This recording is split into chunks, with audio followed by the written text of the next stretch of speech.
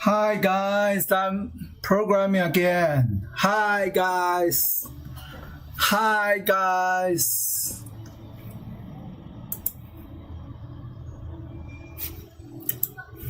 Hello friend.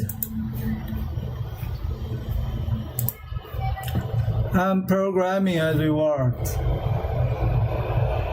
Hi guys. You are looking so good. Thank you, my friend. Thank you. Thank you, dear friend. What? That's still a problem. Hi, my friend. Good morning. Good morning, friend. Very swag, my friend. How about why with 1,000?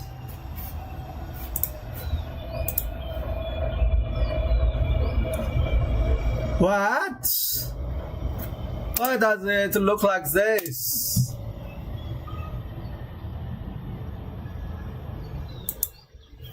What? It seems very difficult, my friend. What? What is this?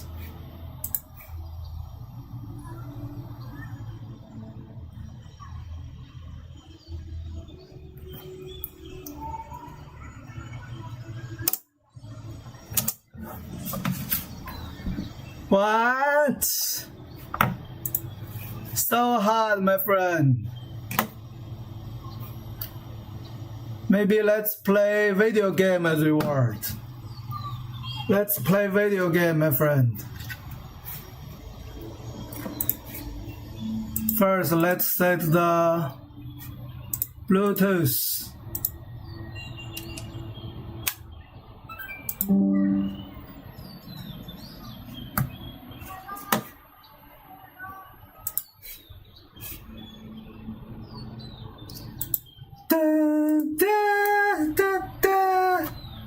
Hi, my glorious friend. Hope you the day.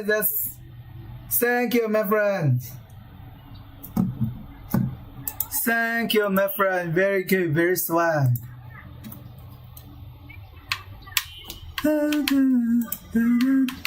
What? There's arrow.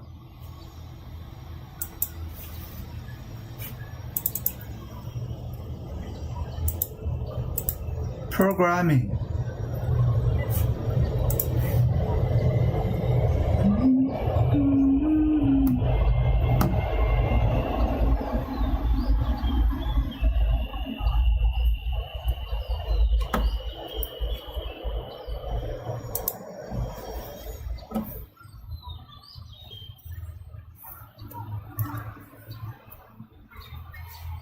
Going into an office, working 50 hours a week, having that structure. The accept key, if the text.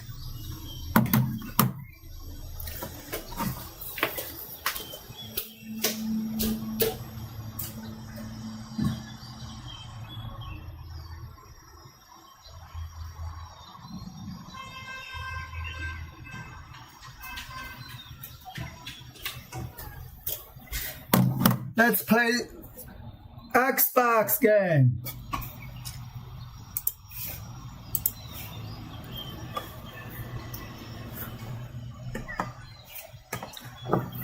Let's play video game, my dear friend. Dear friend, Xbox game very swag. Yeah, my dear friend. My dear friend. Dear friend, Xbox game very swag, my friend.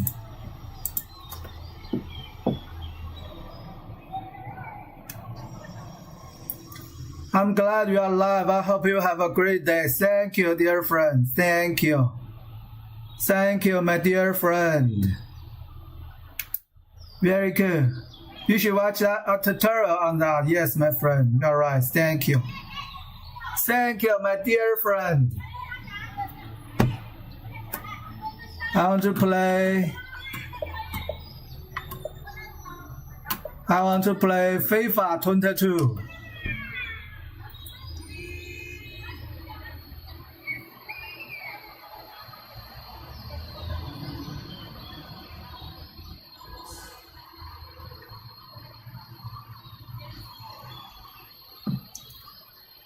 Thank you for long stream yesterday. You're welcome, friend. Thank you for your support.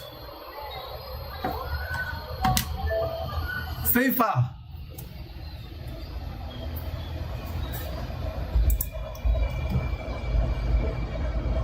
What? How?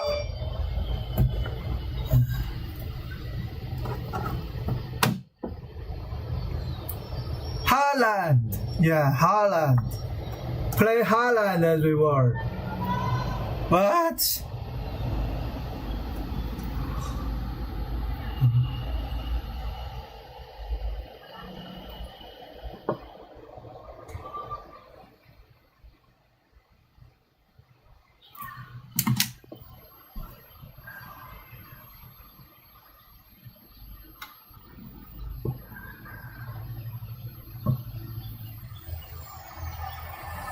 EA Sports. It's in the game.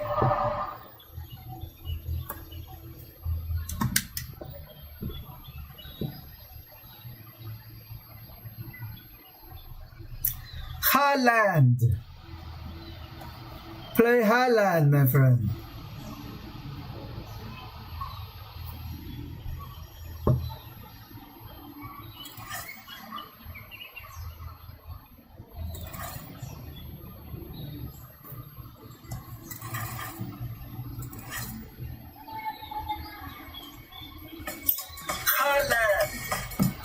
Haaland. Play Haaland, my friend.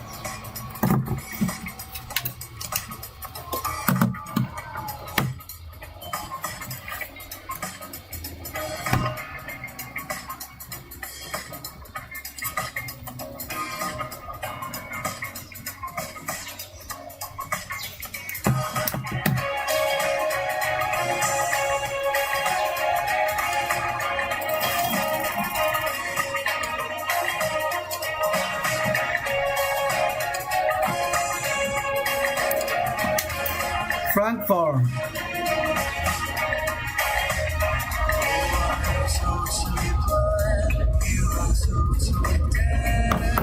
Play as Haaland.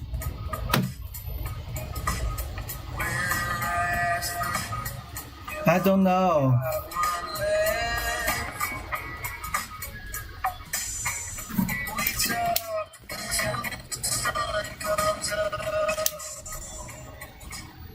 What? What? Not very good internet. Bad internet, my friend.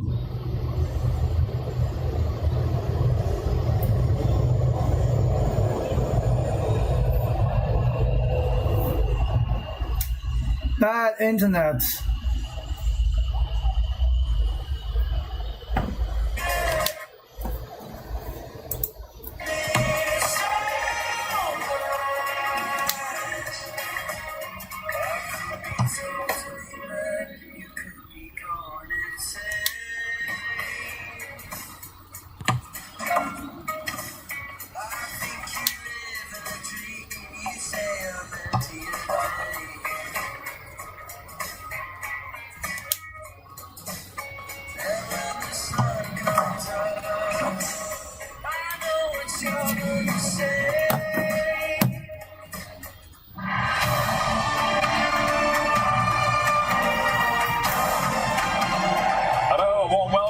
this is the scene here at the Signal Iduna Park.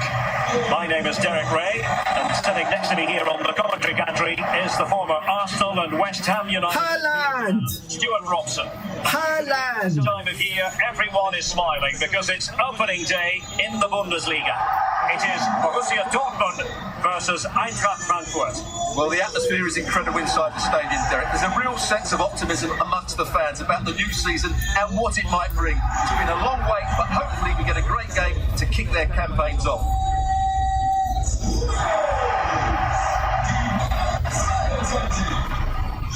To kick their campaigns off.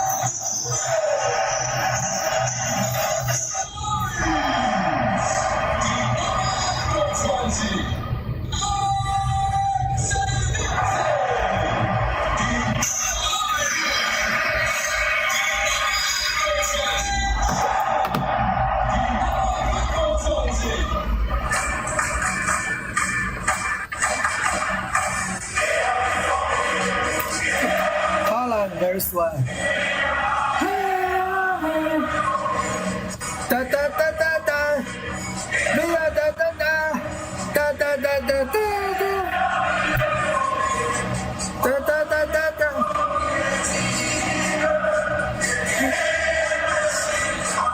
Bia da da da. You sing the Borussia Bia da da da.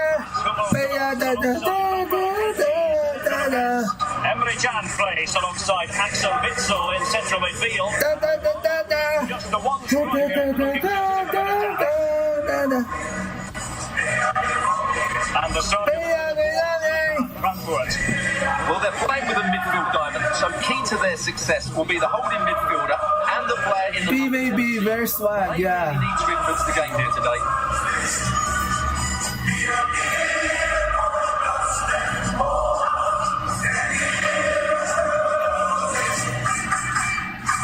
Bia da da da. Bia da da da. Bia da. And the game begins. Haaland, come on. Haaland.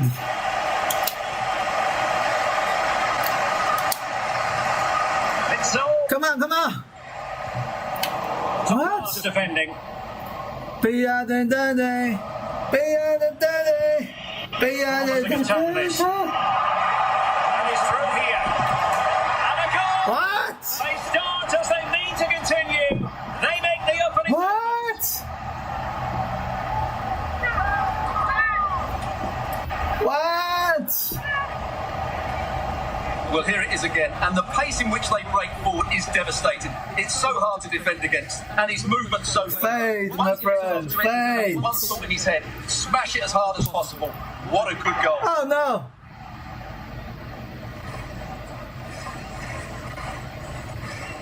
No. No, friend. No. No, my friend.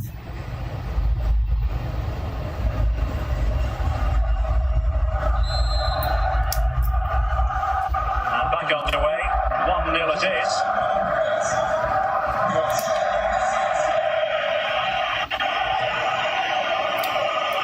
And the emphasis is on creativity. Oh, I got. Let's go over to Alex Scott because there's been a goal. Bia da da da. What? A goal for Hertha. It's now 1-0 with 7 minutes played. Alex with the info as ever. And a good tackle. Promising attack, but his timing was off. Timing is not good. Bia da da da. Bia da da da. Bia da da da da da. Bia da da da.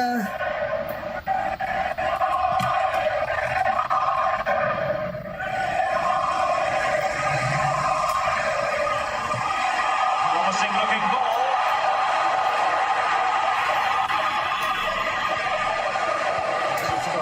What? You have to say, he's going to be very cross with himself. You can certainly be disappointed with that. That was a poor effort.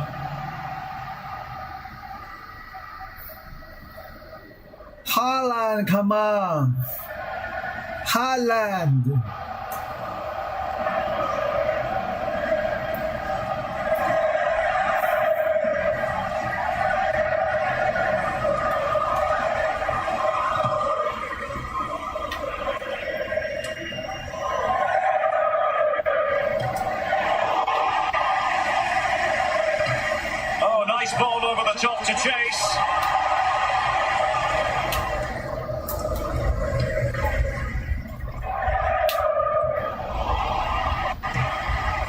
Come on, come on.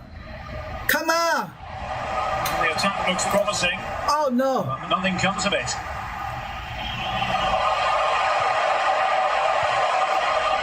Ciencia. Ciencia. Positive on the counter-attack. Oh no. And he's in. No. Well, it was such a fluent attack, but they couldn't apply that finishing touch. Well, not the finish he was looking for. But there's another example of their ability on the counter-attack.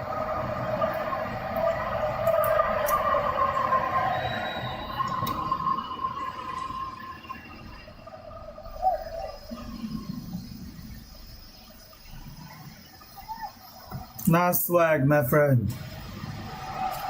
Bia da da da. Bia da da da.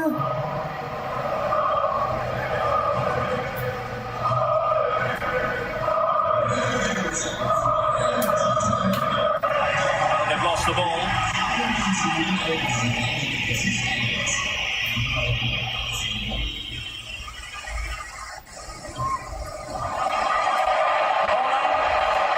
Haaland.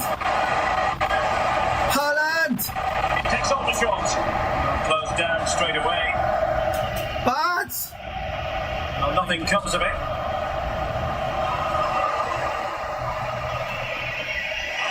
Limited challenge.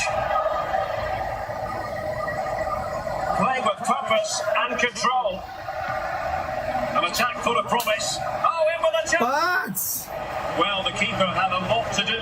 Well, it's a great piece of goalkeeping. So quick off his line. come on, Haaland. Come on, Haaland. This could be the equaliser. Yeah. The equaliser. Well, now that could be Haaland. the turning point in this game. They carry the momentum. Well, here we can see it again. Look at the way he glides past the defender to create space for himself. And I think the keeper's made a mistake here. What is Haaland. going at that near post?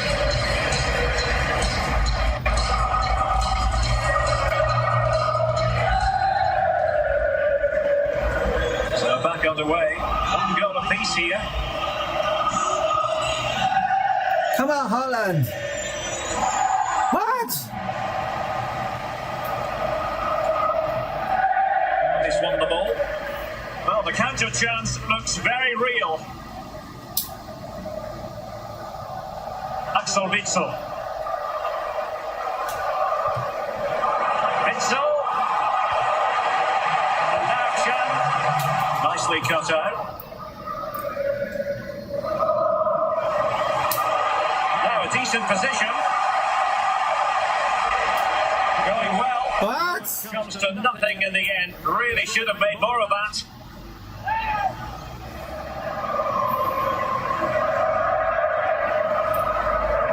Haaland. Come on, Haaland.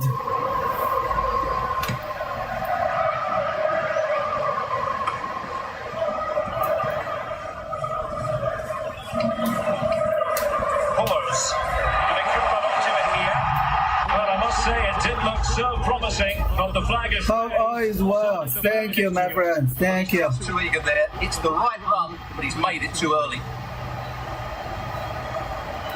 What?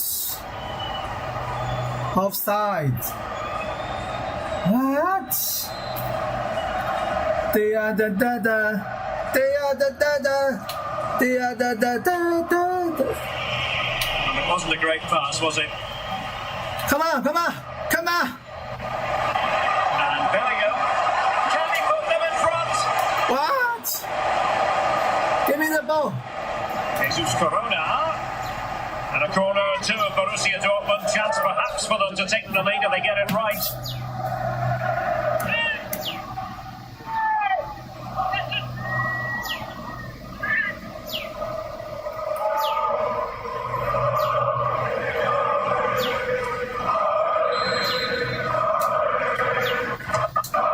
Rubbish taking this one.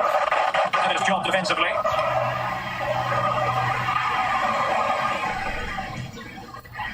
Axel Witsel. Haaland. It's got to be. Really served goalkeeping. Hello, James. Best wishes. Thank you, my friend. Well, they haven't created created too much lately, but the fans know this Haaland. is to take the lead here. Haaland. Thank you. Best wishes, dear friend. Thank you. Corner fired in by Rice. Not problematic for the keeper.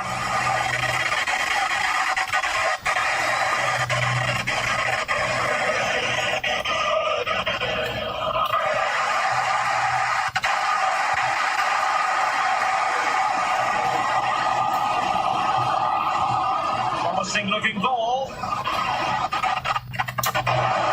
Holland. Foiling them effectively. Come on, give me the ball. Haaland. Using his Come on, give me the ball. Haaland. Takes it on. Yay! He's found the net. Sky uncovered. Yay!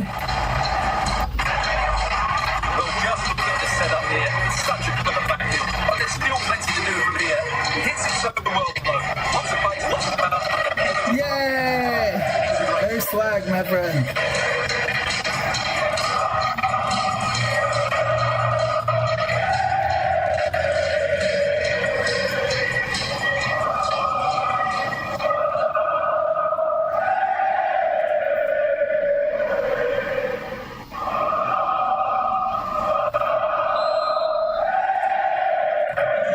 So the ball is rolling again. 2-1 the scoreline.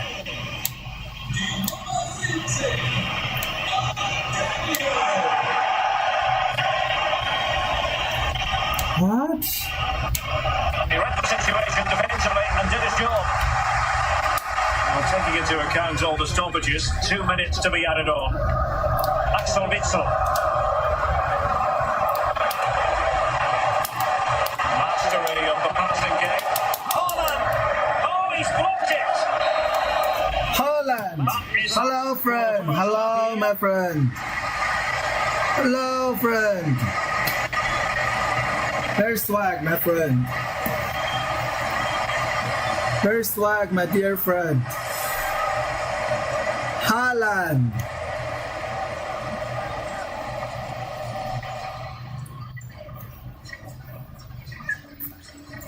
Hello, my friend Bastridge. Hello, And guys. the game begins. Derby star. Promising attack this. And he's through here. And a goal! They start as they mean to continue. They make the opening statement.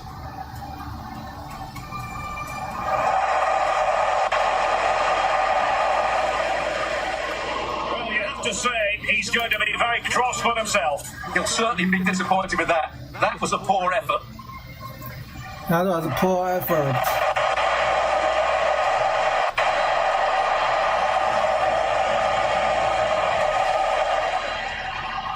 Well, it was such a fluent attack, but they couldn't apply that finishing touch. Well, not But attacking possibilities. And it is the equaliser. Well, now that could be a huge turning point in this game. It's got to be. Really sound goalkeeping. well, that had to be a goal, didn't it? What a stop that is. Haaland. Holland. Haaland. His body to good effect. Takes it on. And there is the goal. He's found the net. Joy unconfined.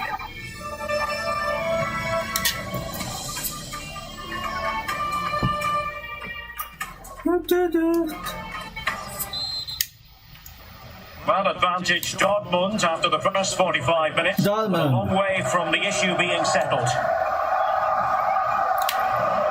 Oh no! How dare you! He's been ruled offside. Offside, no. A little bit offside. Little, very little. Very, very little offside.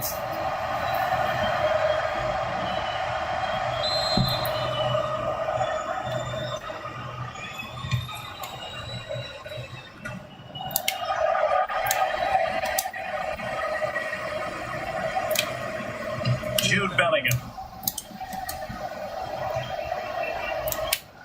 Oh, no. Super tackle and they've won possession. Poor pass under no real pressure. Right, I'm hearing there's been a goal. A real opening now. What? A little bit. And deal with the danger.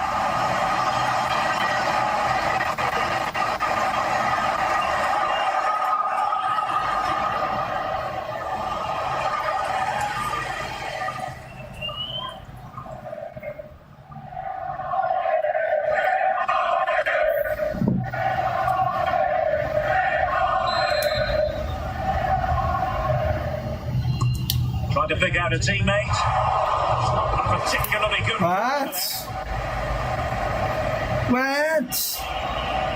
And the story now confirmed. Spurs have got their man. Oh, no. Well, it's No. a transfer, isn't it? No. Oh, Stuart, they might be onto something. No. The keeper did magnificently. Well, that's just a wonderful save. How did he stop that?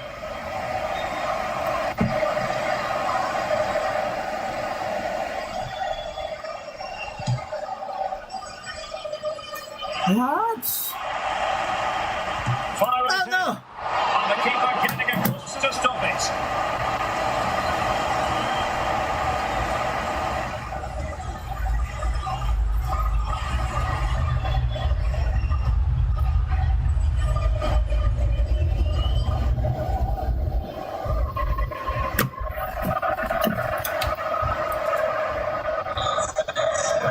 Substitution as it is for Dortmund. Dortmund.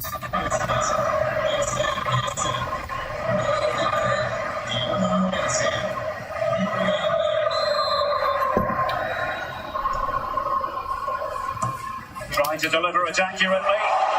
No trouble at all as far as the keeper was concerned. Otavia. Good use of advantage for Dortmund. Haaland. What? And let's give credit to the defending. And apologies to Alex. Sometimes when exciting things happen, we have to cut her off. We don't do it too often, of course. Just to confirm, Hertha have scored in that match, and they're winning in that game at the moment by 2-1. Right, let's send it over to Alex Scott, because Alex, I understand there's been a goal at the VVK Arena. It's now 2-1 with 61 minutes played. Can he take advantage? Save, but still a chance. And he clears it out of harm's way.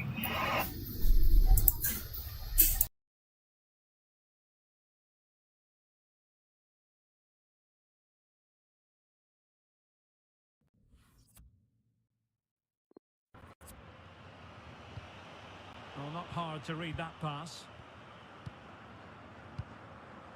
And a quick reminder, we have plenty of live football in store for you right here on EA TV. I like the look of that game. The atmosphere is always good inside that stadium, and two very good teams.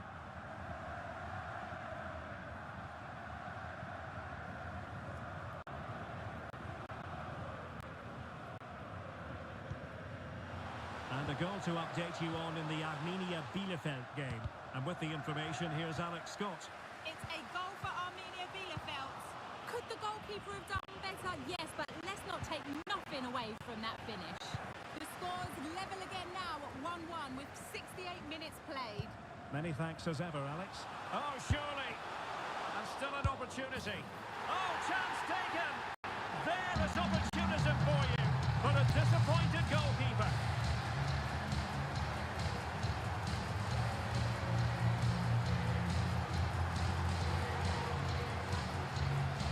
Let's take another look at this. And from the attacking point of view, everything's right. A shot across the goalkeeper, players coming in for the rebound, and there's not much the goalkeeper could do about that. He made a good effort on the first one, couldn't react to the second.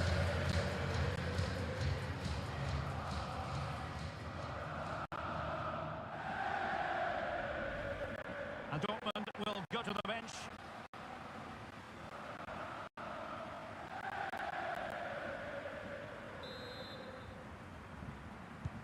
So back underway at 3-1.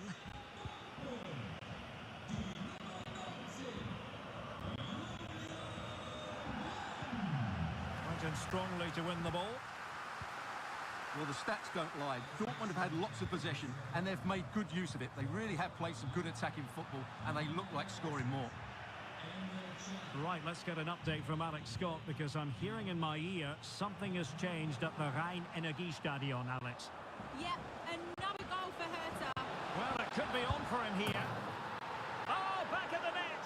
And a debut goal to boot. It doesn't get much better than that.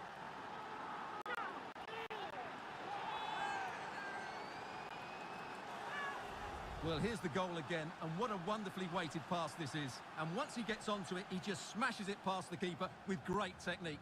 What an emphatic finish that is.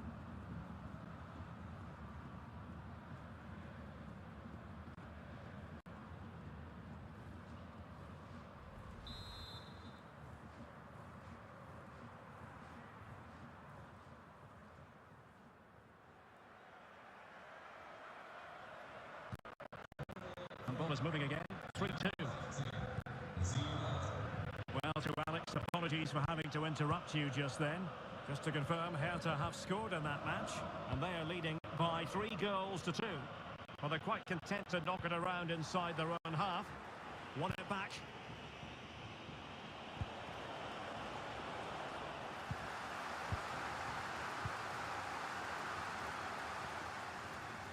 Well, these fans have been brilliant. Just listen to the noise inside this stadium.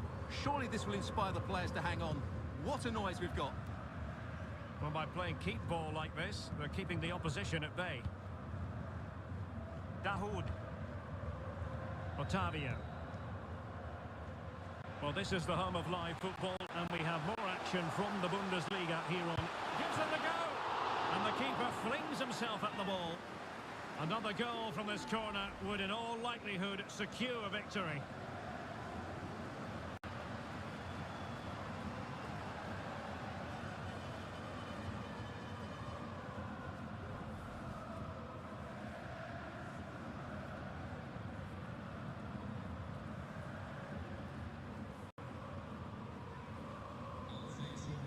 Substitution it is for Dortmund.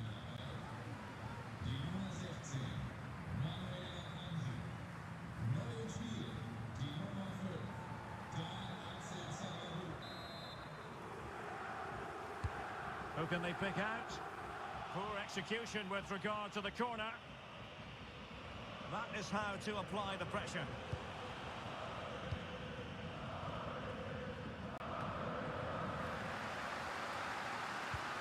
This could be it! Well, relying on the goalkeeper. Well, there's not long left now, but that just about keeps them in it.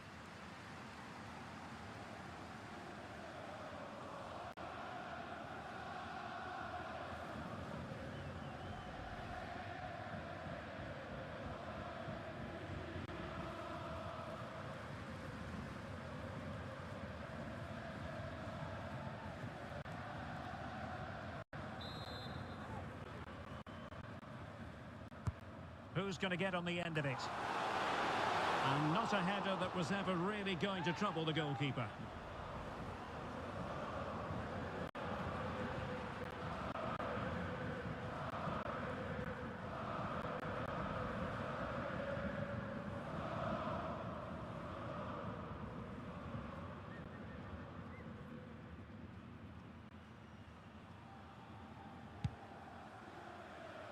Well, I'm hearing that the situation has changed in the Augsburg match, and Alex Scott has the information. It's a goal for Hoffenheim. It's now 3-1 with 88 minutes on the clock. I'm really enjoying this one, Derek. Many thanks, Alex. And he's certainly in the mood for his second. Well, he's certainly looking a threat. He looks so sharp today.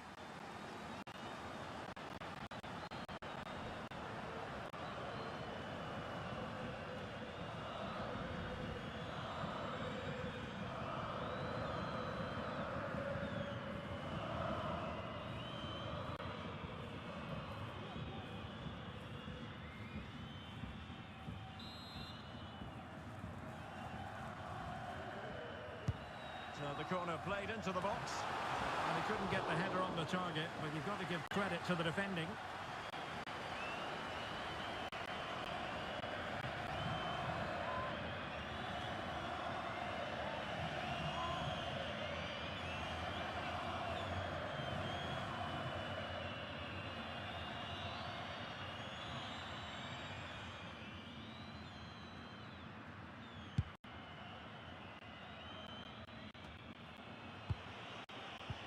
Silas. Mats Hummels wins the challenge.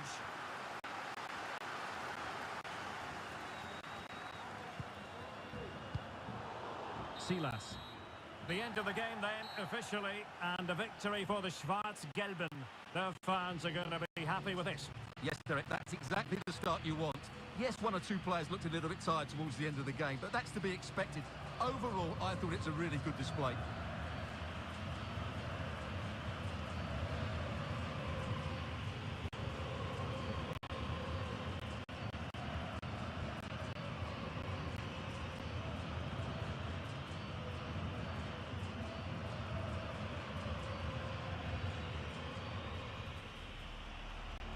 Promising attack, this. And he's through here. And a goal! They start as they mean to continue. They make the opening statement. Well, attacking possibilities. And it is the equaliser. Well, now, that could be a huge turning point in this game. Haaland, using his body to good effect. Takes it on. And there is the goal. He's found the net. Joy unconfined. Oh, surely. Oh, chance taken. There is opportunism for you. But a disappointed goalkeeper.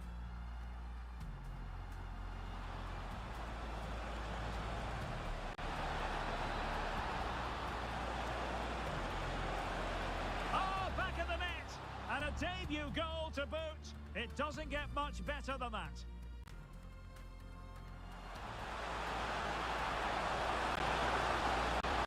So 3 minutes, and he's certainly in the mood for his second. Well, he's certainly looking a threat. He looks so sharp today.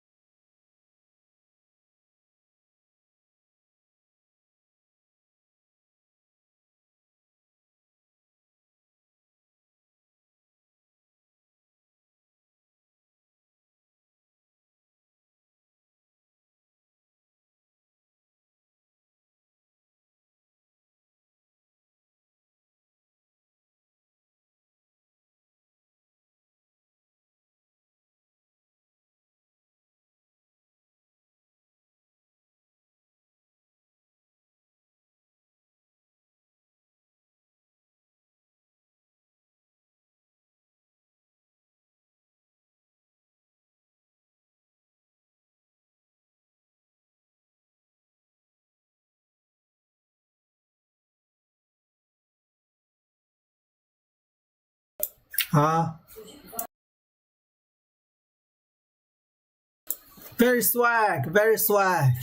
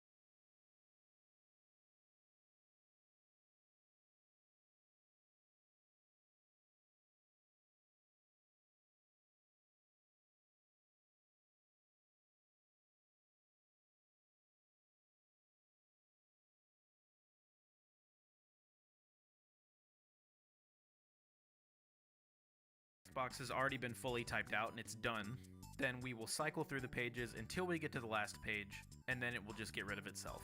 Now the only thing left to do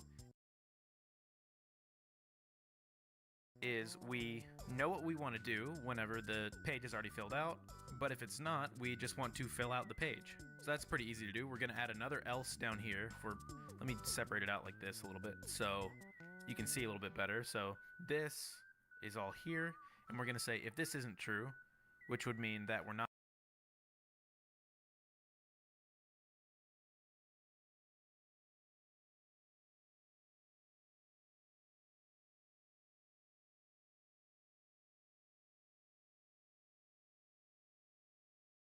done typing. If not done typing, we'll add a little else here, another brackets. So this is the else to this condition up here. We will just say draw character, draw char equals text length of our page. So now if it's not done typing, it will just immediately fill out the page, and then the next time we are to hit the accept key, we can actually move on. Okay, feel free to clean this up however you want to. I like to keep things pretty compact, but it might be easier for some people to sort of give everything a lot of space so you can really see what's going on. Okay, we've almost got something ready to go. Now we just need to actually draw the text box. And before we do this, let's actually just set up a couple more things in the create event here that I kind of forgot about. So we want to add a few variables that help us properly draw and animate our actual text box background. So let's set a variable called textBSPR for text box sprite. And I'm going to set that to my sprite text box that I have over there. Then we need to set our textB image. We'll set that to 0. And we need to set a speed for that as well. So textB image speed. The reason we're going to be doing this with our own variables is because we are not setting our sprite index of our text box to this sprite. And the reason being is that we're actually going to be animating a couple different things once we're done with this, including like a character speaking with a dialog box. So it's kind of just best to give everything its own variables that we can control instead of just using the built-in stuff in GameMaker. It'll look totally identical to how it looks whenever it's built in, it just takes us a couple different steps. So we want to get our text box image speed. We can open up our text box, and if you have an animated one like I do, just set it up here to whatever you want it to be. I think 6 frames per second looks pretty good. And all that is for each frame, this is 6 divided by 60, because it will be 6 frames lapsing over the course of 60 frames in the game. So whatever this number is, so say you set it to, say you like this, 11, you would just set this to 11 divided by 60. Okay, that's typing all right. The page flipping works. A short piece of text, and there's a long piece of text. Nice. You can see here I've given myself enough room in my text box to have 4 lines of dialogue. So that's pretty good for me. I'm going to go ahead and rerun this one more time so I can test the text skipping. And it looks like that works fine too. And it gets rid of itself. Now we did a lot of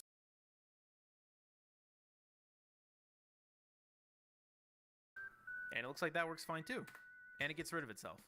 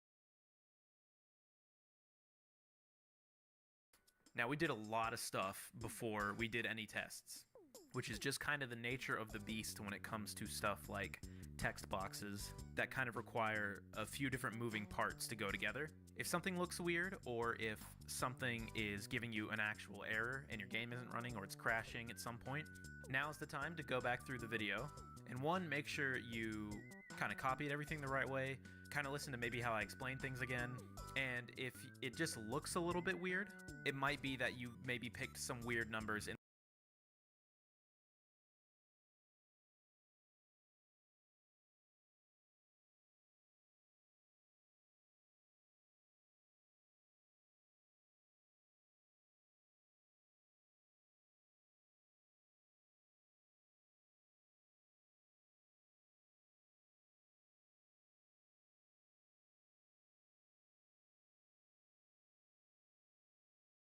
the beginning part where we were figuring out how large it needs to be, all these kind of width variables, border variables, all that kind of stuff can kind of drastically change the way your text box looks. But hopefully everything is fine for you now. This is kind of the first big step, is actually getting the text box up there where it types.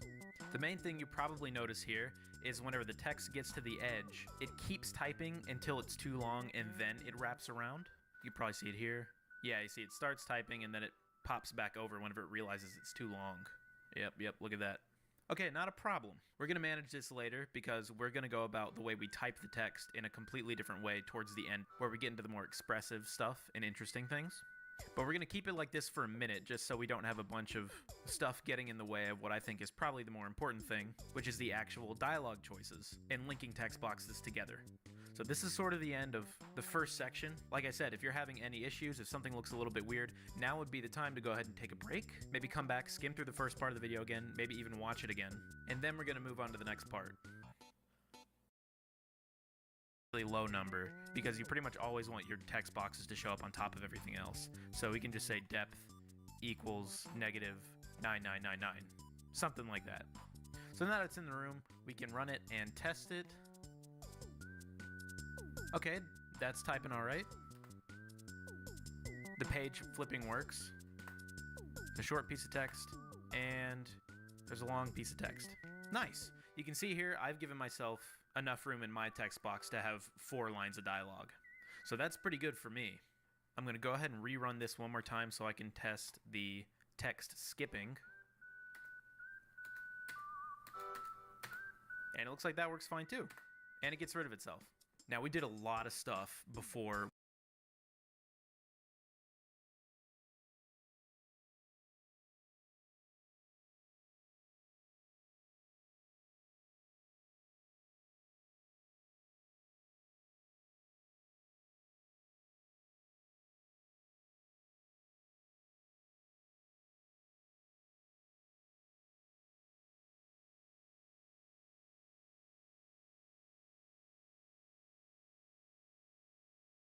You're resetting your text box to kind of the size that you're going to have it. So I'm not doing a very good job of keeping that consistent, but if we were to say that this is the size of it,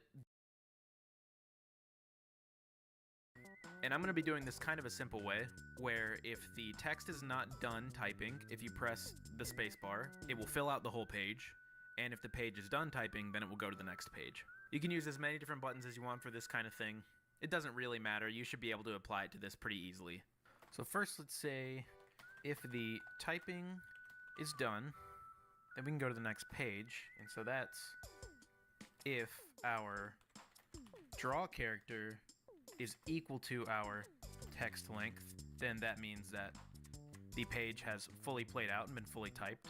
Open these brackets here. Then now we're going to go to the next page, or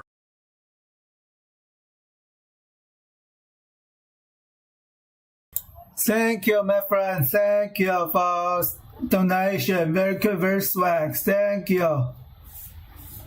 Thank you so much, dear friend. Thanks a lot. Thank you. Thank you. Thank you so much. I will dance for you. Thank you, my friend. Very swag. Thank you. Pray.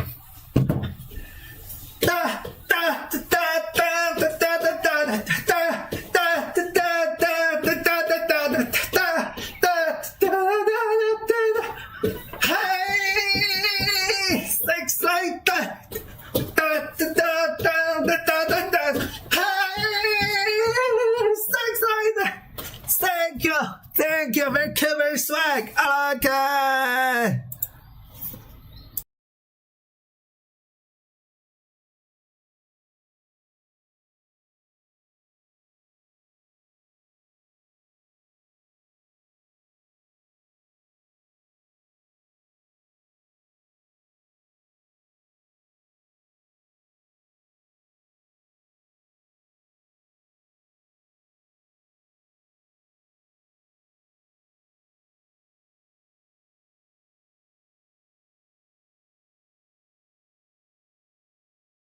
or if we're out of pages, we want to get rid of our text box. So we'll do that check real quick, and we'll start with what our next page case is going to be. So we'll say if our page is less than our page number -1, then we can just add the page that we're on, and we want to set our draw character back to 0. So that way it restarts with the next page having nothing and then it typing all the way up to the end. The reason we do page number -1 is because page number is returning the full size of our text array, which arrays start with the 0 value and then go all the way up. So if there were 4 text pages, then that would be text 0, text 1, text 2, and text 3. So the maximum one of those that we want to be able to actually read will be text 3, because we're going to start at page 0, and then we're going to go up to page 1, then to page 2, and then to page 3, and that is our final page. So that's where we don't want to be adding this variable anymore. Hopefully that makes sense. So now that we are adding a page, if we're not on the last page, then we can add a little else here, and we'll go ahead and label that as destroy the text box. All we really want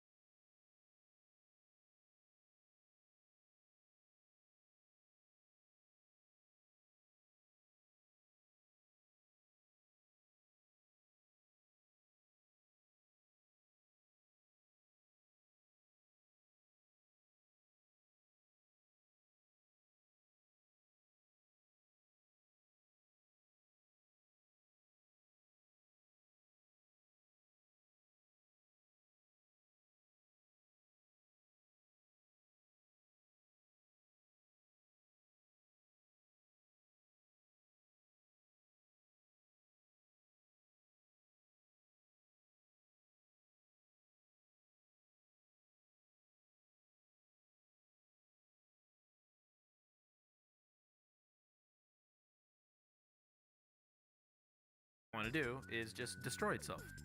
So instance destroy.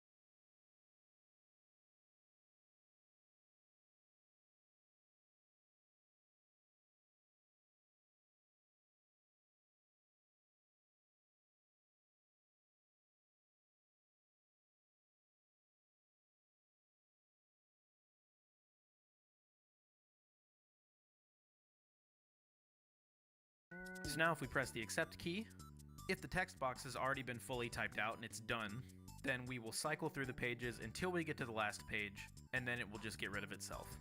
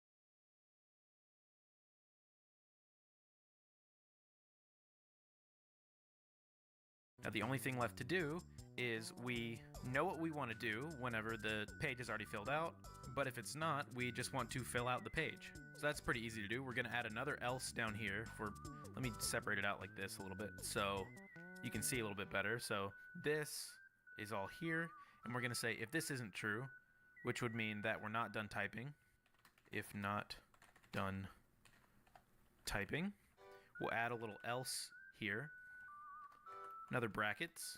So this is the else to this condition up here. We will just say draw character, draw char equals text length of our page. So now if it's not done typing, it will just immediately fill out the page, and then the next time we are to hit the accept key, we can actually move on. Okay, feel free to clean this up however you want to. I like to keep things pretty compact, but it might be easier for some people to sort of give everything a lot of space so you can really see what's going on. Okay, we've almost got something ready to go. Now we just need to actually draw the text box. And before we do this, let's actually just set up a couple more things in the create event here that I kind of forgot about. So we want to add a few variables that help us properly draw and animate our actual text box background. So let's set a variable called textb SPR for text box sprite, and I'm going to set that to my sprite text box that I have over there. Then we need to set our textb image. We'll set that to 0, and we need to set a speed for that as well. So textb image speed. The reason we're going to be doing this with our own variables is because we are not setting our sprite index of our text box to this sprite. And the reason being is that we're actually going to be animating a couple different things once we're done with this, including like a character speaking with a dialog box. So it's kind of just best to give everything its own variables that we can control instead of just using the built-in stuff.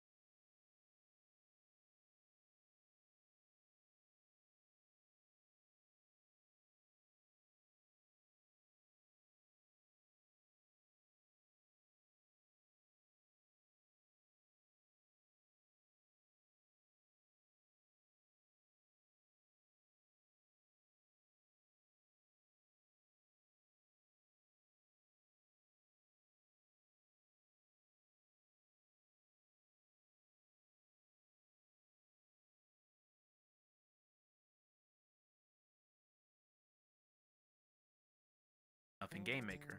It'll look totally identical to how it looks whenever it's built in, it just takes us a couple different steps. So we want to get our text box image speed. We can open up our text box, and if you have an animated one like I do, just set it up here to whatever you want it to be. I think 6 frames per second looks pretty good. And all that is for each frame, this is 6 divided by 60, because it will be 6 frames lapsing over the course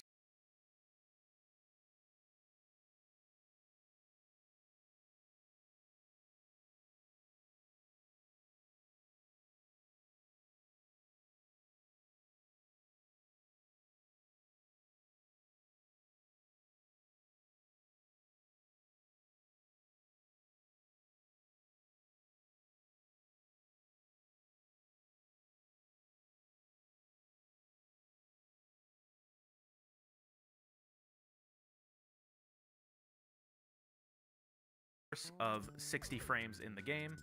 So whatever this number is, so say you set it to, say you like this, 11, you would just set this to 11 divided by 60.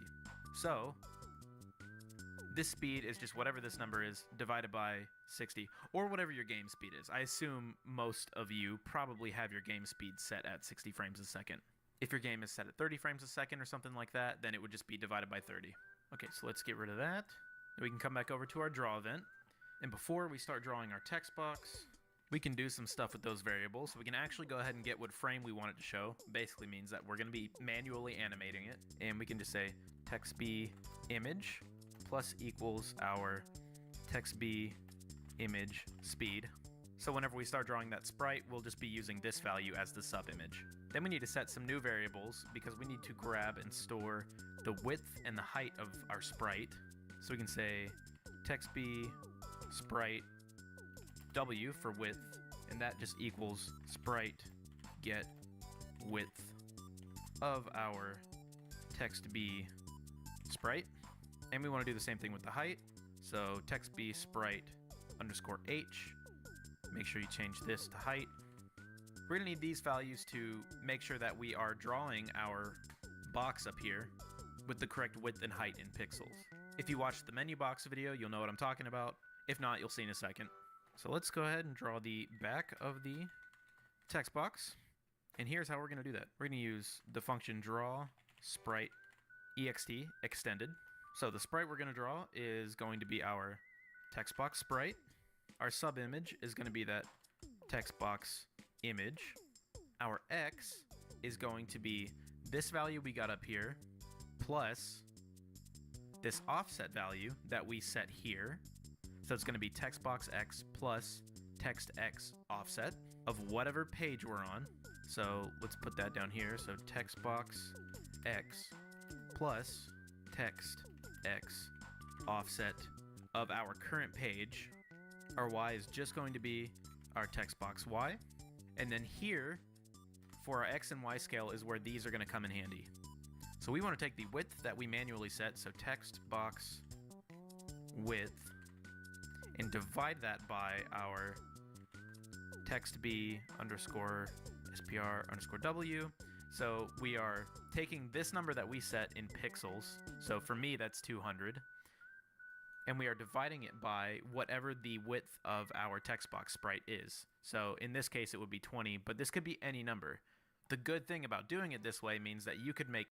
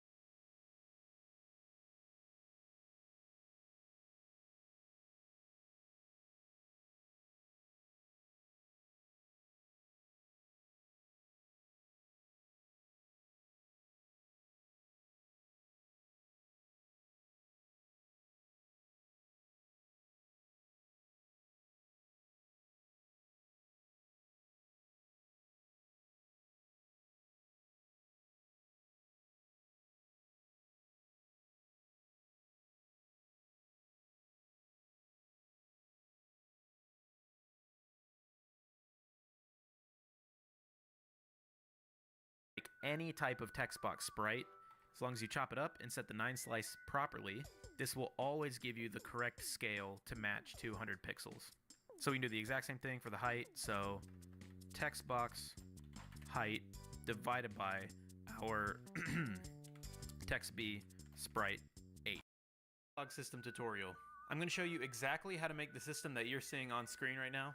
So I'll be taking you from 0 to a fully featured text box where you can have branching dialogue, character portraits, a lot of expressive different features, text effects like having colored words or shaking letters, anything like that, and doing it all in a way where it should be super incredibly easy to use in your own game. And I'll teach you everything you need to know to be able to add more stuff to it.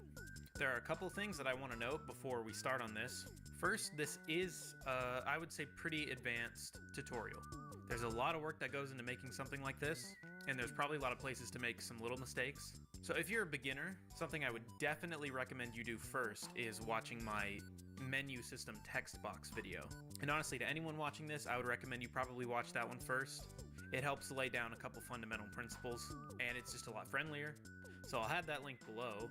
But anyways, yeah, there's a bit to this tutorial series. It's 5 parts, each covering a pretty specific thing. So really all that's just to say, make sure you're really paying attention and you're really cross-referencing your code with what you're seeing on the video. A couple parts in the video are edited kind of quickly just so I wouldn't have these crazy long videos. But obviously I still walk you through everything, which is why the videos are a little bit longer. So yeah, this first video is just about setting up a text box that has a typewriter effect and has multiple pages that you can flip through. It also is a lot of the groundwork, so I would suggest not skipping this one if you want to get straight to the branching dialogue. But yeah, that's about what you need to know heading into the video. And before we get started, I'll just say that the purposes of these videos are obviously educational. I want to see more people make more games, and to that effect, these are obviously free. So if this video ends up helping you out, you can support me by following me on Twitter, subscribing here, and by around October 2021, I'll be putting out a little action game, so feel free to pick up a copy of that when or if it's already out. And I'm always working on a long-term project called Rosa Starcross, and if you follow me on Twitter and subscribe here, you'll more or less be able to keep up with that. Anyways, let's get started, and good luck! Okay, so starting off here, I just have my project open, and just like with the menu system video, I'll be putting everything in a nice brightly colored folder for this video, so that way we can keep everything all nice and organized.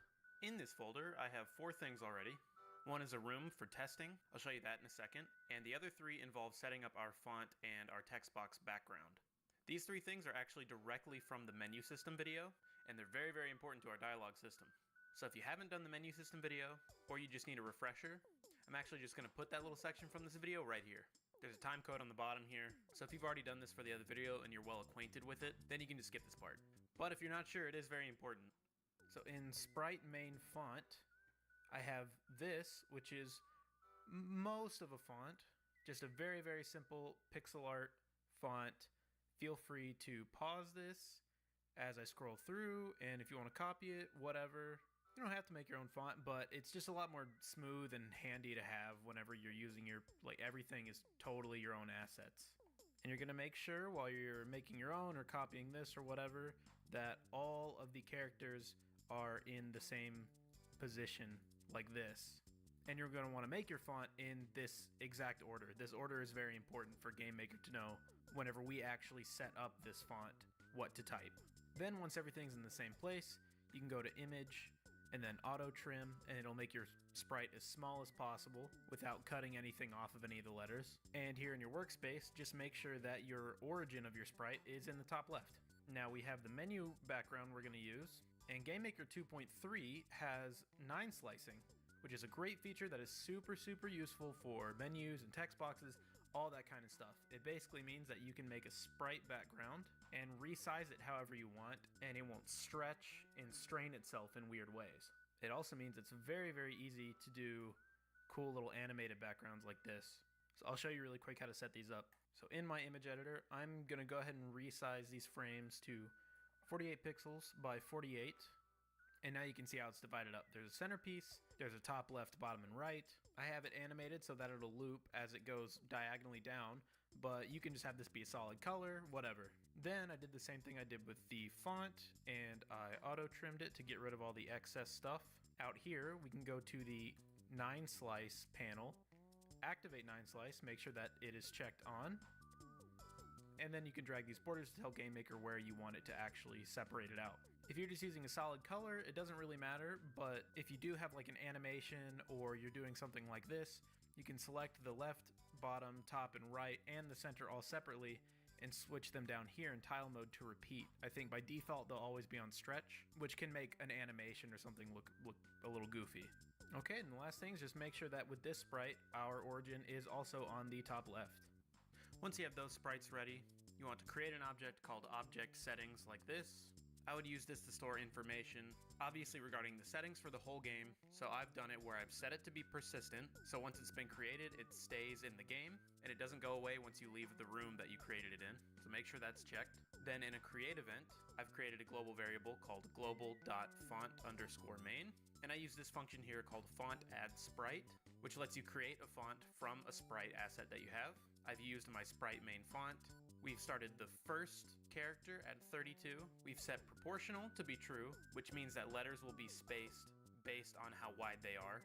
So for example, an I won't take as much room as an O will. And then we put separation as 1, and this is just the space between every letter that we type. So just 1 pixel. And since we're working with a low resolution font, 1 pixel is a very appropriate space. Then you want to add an event, and you want to add a cleanup event, which runs whenever this object is destroyed or whenever the game ends. And we just want to delete our global.fontMain, because if we don't, it'll take up some memory that will never be freed, and it can eventually slow down our computer and crash the game. So then what we want to do is we just want to drop it in our testing room. So I put it here on the instances layer, just in the top left. This room is the exact size of my camera, which helps with figuring out the visuals of your text boxes, as you'll see in a bit. And then the only thing in here is the object settings. And one last thing, since your object settings is persistent, that means anytime you leave and then come back into this room, another version of it will create. So you want to put this in like an initialization room, or like a splash screen or a title screen, because you don't need more than one of these running around. Alright, so that's it for that setup. Okay, so if we're all squared away with that, then let's actually get started on our text box. So let's go ahead and create a new object, and let's call it obj_textbox. Very nice. Now in our create event, let's go ahead and set up a couple variables that we're gonna need. For this text box, by the end of it, we're gonna have a lot of stuff kinda in here, such as the nature of more expressive stuff like this text box, but we're gonna start pretty simple. So we can start a little section here, and we can call them text box parameters. So starting with the dimensions of our text box, we can have text box width, and I have picked 200 for this, and text box height, and I have picked, I believe, 64 for this, not 63. A good way to find the dimensions of what you want your text box to be is to go into a room like this where it's just the size of whatever your camera is actually going to be. Create an asset layer up here, and then you can start placing your text box sprite wherever you want to and dragging it around. And that way you can just upfront visualize exactly what you need it to be, and you don't have to test with a bunch of random numbers over here. So for this text box system, I'm setting it up kind of like how I do it in Rosa Starcross, which is a separate square for a character portrait and then another square for dialogue. So the main one, we're looking for the dimensions right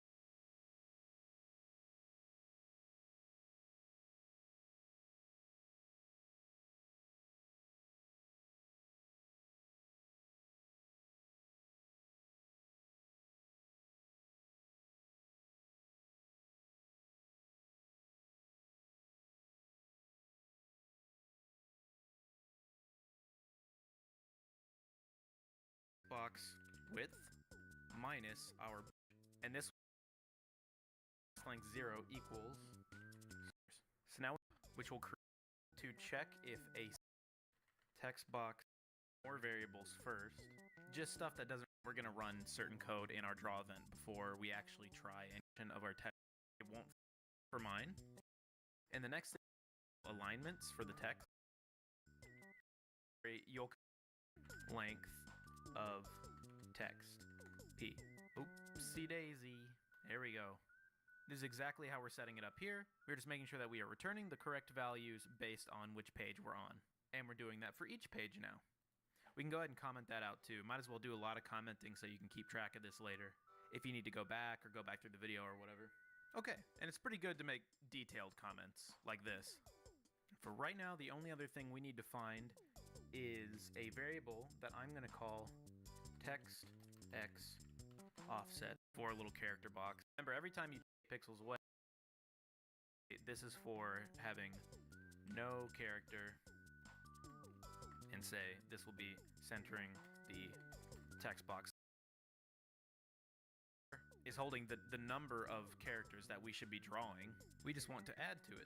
So drawchar plus equals our text speed variable. So our drawchar is going to start at 0. Then we're going to keep adding this text speed until we get to the full length of the text. And we're going to be drawing our text based on this variable here. And that'll make a typing effect. And one thing we should do is right under this, we can clamp this. So no matter what our speed ends up being, we're not going to get a maximum value. Now, and I'm going to store this pressed on the spacebar. Typing is done.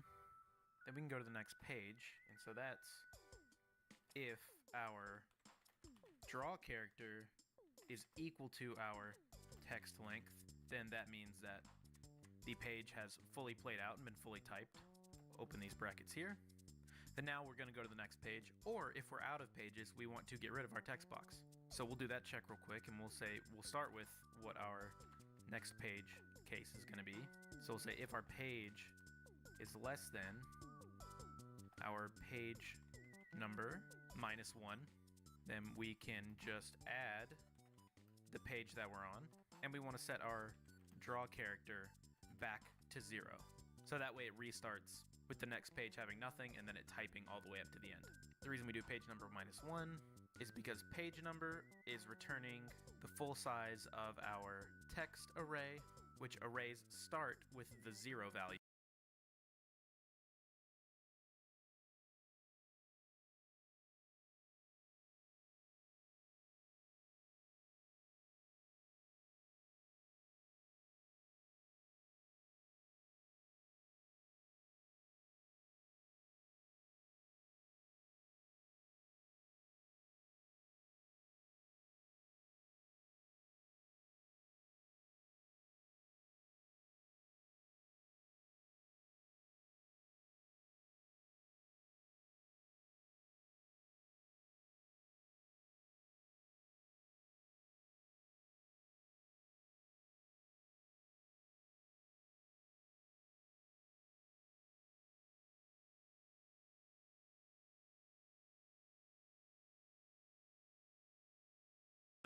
And then go all the way up. So if there were 4 text pages, then that would be text 0, text 1, text 2, and text 3. So the maximum one of those that we want to be able to actually read will be text 3, because we're going to start at page 0, and then we're going to go up to page 1, then to page 2, and then to page 3, and that is our final page. So that's where we don't want to be adding this variable anymore. Hopefully that makes sense. So now that we are adding a page, if we're not on the last page, then we can add a little else here, and we'll go ahead and label that as destroy the text box. All we really want to do is just destroy itself. So instance destroy. So now if we press the accept key, if the text box has already been fully typed out and it's done, then we will cycle through the pages until we get to the last page, and then it will just get rid of itself.